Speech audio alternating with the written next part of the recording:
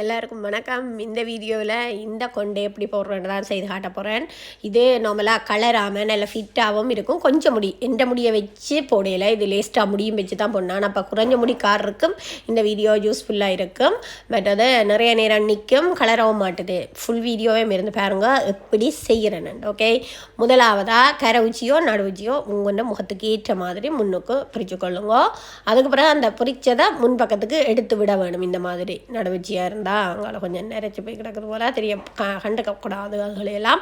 அதுக்கப்புறம் இந்த மாதிரி உச்சியை பிடிச்சி முன் பக்கத்துக்கு விட்டுட்டு அதே மாதிரி மற்ற பக்கத்தையும் பிடிச்சி விட்டுட்டு கரை உச்சியன்னா அதே மாதிரி முன்னுக்கு பிடிச்சி விடுங்க. அதுக்கு பிறகு தான் இந்த பின்பக்கத்தில் ஒரு லைட்டாக பேக்கும் கொடுத்தீங்களா தான் தலைமுடி பொலிவு மாதிரி வர கிடக்கும். இல்லையண்டா உங்களுக்கு முடிகுறவு மாதிரியும் தெரியும். மற்றது முன் முகத்துக்கும் கொஞ்சம் அழகாக இருக்கும் பின்னுக்கு பொலியும் கொடுத்து தலையை எடுக்கும்போது. அப்போ இந்த மாதிரி கொடுத்து போட்டு வெக்கம் மட்டும்தான் கொடுக்குறேன். வெக்கமாக பிடிச்சி குத்தையில் அதுக்கப்புறம் ஒன்றா தான் பண்ணிட்டு போட போகிறேன். இந்த வேறுங்க பொலிமா நல்லா இருக்குது. அதுக்கு மாதிரி சைட் பக்கமும் கொடுக்கணும். இப்போ நடுப்பக்கம் தான் கொடுத்தேன்னா அதே மாதிரி சைட்டுக்கு இந்த மாதிரி செய்து பழக இப்படி பின்பக்கங்கள் செய்கிறதும் உங்களுக்கு சுகமாக இருக்கும். அது நீங்கள் கஷ்டப்பட்டு யோசிக்க வேண்டாம். ஓகே, இந்த மாதிரி கையுளை வண்டெல்லாம் யோசிக்கப்படாது. கையுளை வண்டி நினச்சா முதல் சாறு ப்ளவுஸை போடாமல் முதல் நோமல் உடுப்போட இருந்து கேஸ்டை செய்துட்டு போட்டிங்கன்னா இதென்ன அது சாறு ப்ளவுஸோட இப்படி கையை உயர்த்தும் போது தான் கஷ்டமாக இருக்கும். ஓகே, இந்த மாதிரி ஃபுல்லாக பின்பக்கத்துக்கு பெக்கம் கொடுத்தது எல்லாத்தையும் மேல் பக்கம் நீட்டாக வர மாதிரி இழுத்துட்டு இந்த மாதிரி ஃபுல்லாக இது பண்ணுறேன். இந்த ஹேர் ஸ்டைலில் நான் ஒரு ஸ்ப்ரேயும் பாவிக்காமல் தான் செய்கிறேன். நார்மலாக ஸ்ப்ரே தேவையில்லை.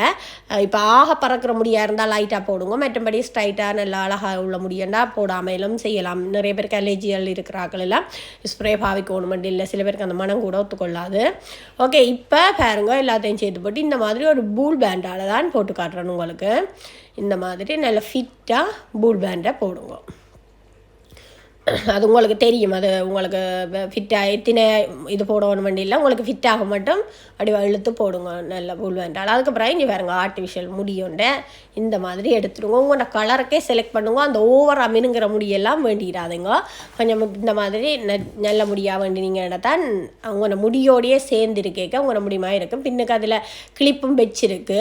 அந்த கிளிப் லைட்டாக தான் கொழுவ போகுது. மிச்சம் நான் கிளிப்பால் தான் என் நார்மல் கிளிப்பால் தான் இப்படி கொழுவி குத்த போகிறேன்.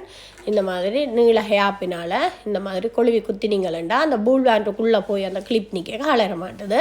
அதே மாதிரி திருப்பி ரெண்டாவதும் வைக்கிறேன். 2 வைக்கிறேன். அப்போ தான் அந்த கொண்டைக்கு ரெட்டை பின்னி அந்த செய்யக்குள்ளே கொஞ்சம் இதாக இருக்கும். அந்த பின்னி போட்டு தான் அந்த கொண்டை செய்ய போகிறேன். அப்போ கொஞ்சம் நல்லா இருக்கும். இந்த மாதிரி சைட் பக்கம் எல்லாத்துக்குமே நல்லா இது பண்ணி 2-3 கிளிப்பாக குத்திடுங்க. அதுக்கப்புறம் பாருங்க எந்த முடியோட சேர்ந்த கலராகவே இருக்குது அந்த நான் வச்ச ஆர்டிஃபிஷியல் முடி. அதுக்கப்புறம் இந்த மாதிரி திருப்பிட்டு இப்போ முடிமயிரில் உள்ள முடியெல்லாம் இந்த மாதிரி நீங்கள் வச்சுட்டு பிரிக்கிறது கஷ்டமாக இருக்கும். நீங்கள் நார்மல் இப்படி இதான முடி வேண்டினீங்கன்னா தான் கொஞ்சம் நல்லா இருக்கும். இந்த மாதிரி திருப்பி இங்கால பக்கத்துக்கு சட்டியாக பிரித்ததை பின்னுறேன். இந்த மாதிரி வடிவாக ஃபுல்லாகவே பின்னிக்கொண்டு வாங்க. பாருங்க கொஞ்சம் 2 பின்னலும் கொஞ்சம் மொத்தமாகவே இருக்குது. அப்போ தான் அந்த கொண்டையை நாங்கள் சுருட்டி செய்யும்போது எங்களுக்கு மொத்தமாக வரும். இதே எந்த முடியல செய்திருந்தால் சின்னனாகவே இருந்திருக்கும், காணாது. அதுக்கு பிறகு பன் தான் வச்சுருக்கணும். இப்போ இப்படி செய்கிறபடியாக ஓகே, எல்லாம் பின்னலாக வரைக்கும் அது ஒரு வடிவாகவும் இருக்கும். இப்போ பாருங்க பின்னி முடியுது. இதுக்கு கீழே சின்ன ஒரு குட்டி ரப்பர் பேண்ட் ஒன்று போடுறேன். ஒரு கருத்த கலர் ரப்பர் பேண்ட் போடுறேன். அதுக்கு பிறகு மெட்ட பக்கத்தையும் பெற்றுறேன்.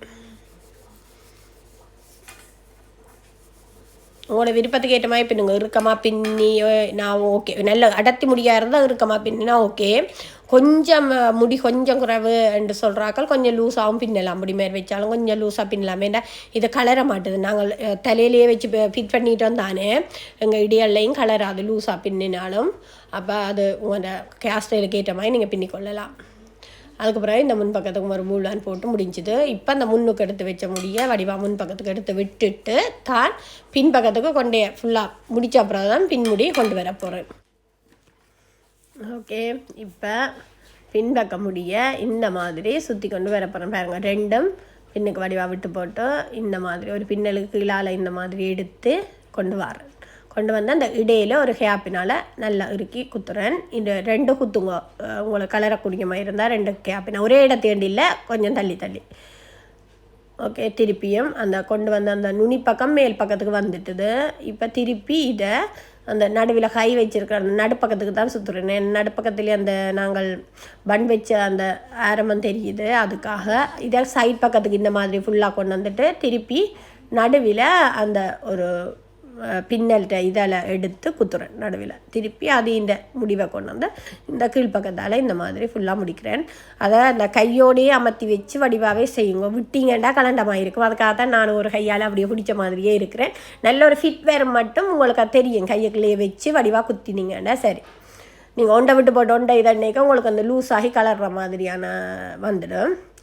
அப்போ அதால் இந்த மாதிரி ஃபுல்லாகவே எங்கேங்க உங்களுக்கு அந்த கையில் தொட்டு பார்க்கவே தெரியும். மேல் பக்கம் எங்கேயும் கலர்ற மாதிரி இருந்தால் அதை ஃபிட் பண்ணி குத்தினீங்கன்னா சரி. ஓகே, இப்போ பாருங்க எனக்கு அந்த இடம் ஒரு மாதிரி இருக்கத்தான் நான் அதுக்குள்ளே வடிவாக திருப்பியும் குத்துறேன்.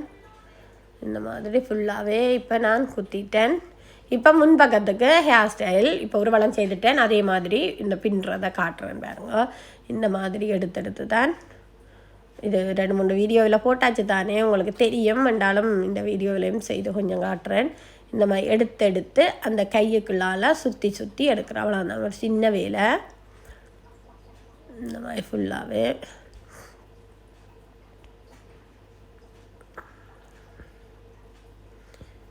இந்த மாதிரி ஃபுல்லாக இதே மாதிரி செய்துட்டு இந்த சைட் வளத்துக்கு கொண்டு வந்து அதை முன்னுக்கும் உங்களோட முகத்துக்கு ஏற்ற மாதிரி ஆக்கிட்டு குத்துங்க.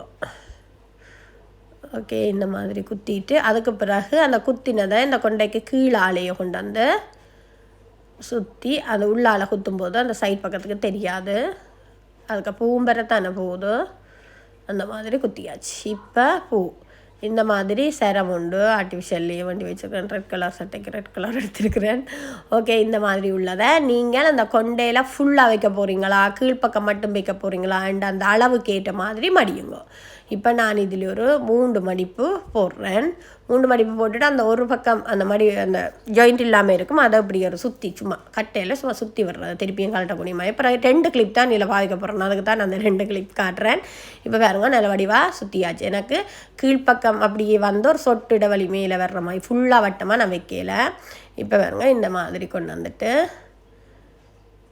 இதில் அந்த ஃபுல்லாக நான் அப்படியே பிடிச்சதை இந்த இதுக்குள்ளே அப்படியே ஒரு ஹேப்பினை கொடுத்துட்டு குத்துறேன்.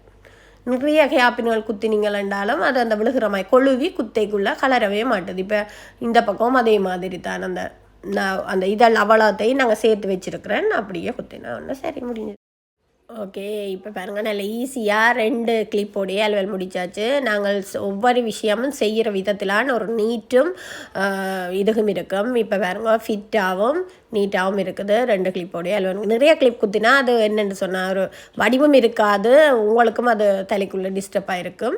அப்போ இந்த மாதிரி முறையெல்லாம் ட்ரை பண்ணுங்க. எப்போவும் கொண்டாட்டத்துக்கு போக முன்னா வீடியோ கிளிப் பண்ணி பார்த்து செய்யக்கூடாது. முதலே ஃப்ரீயான டைம் பார்த்து செய்து வச்சுட்டு ஒரு கொண்டாட்டத்துக்கு செய்து கொண்டு போனீங்கன்னா உங்களுக்கும் அது அந்த ஒரு முதல் செய்து பார்த்தது ஒரு அனுபவம் இருக்கேக்க டக்குன்னு வடிவாக செய்திருவீங்க. ஓகே, இந்த வீடியோ பிடிச்சா லைக் பண்ணி கமெண்ட்ஸ் பண்ணிவிட்டு ஷேர் பண்ணுங்கள். இன்னொரு வீடியோவில் சந்திக்கிறேன். பாய்.